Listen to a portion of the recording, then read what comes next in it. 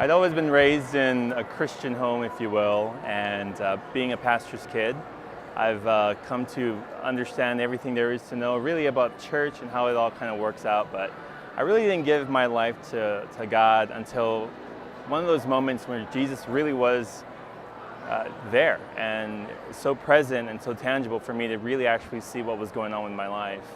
Out of high school from Hawaii, I joined the military. Went to the Coast Guard in search and rescue, and began a career which I thought was going to be something that I was going to go down to fill out for the rest of my life.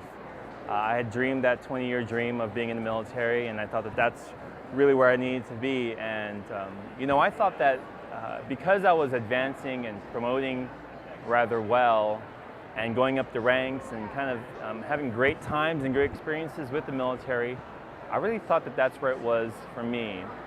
But what I really value about my relationship with God now is that moment when Jesus was there to tell me about why all of that really wasn't worth it after all. My story is really where Jesus was giving me things and God was really blessing me in different ways.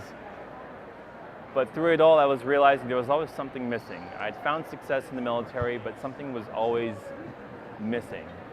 And the higher I kept going, the more accolades, the more rewards, and the more awards that I accumulated, I realized that earthly value really has nothing to do with your calling.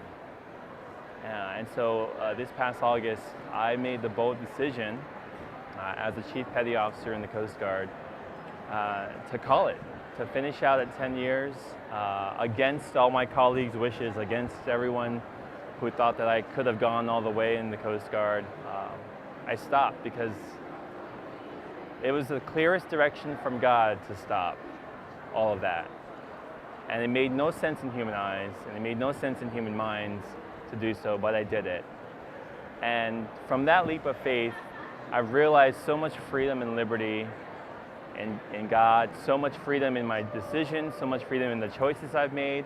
I'm thankful for that time in the military, but now I feel like it's equipped me to become that missionary, to become involved in missions more than ever before, to be that person that He's eventually called me to be. And so in the midst of my success, in the midst of the good times, Jesus was there to convict me and tell me and show me really just how empty all of that was without Him.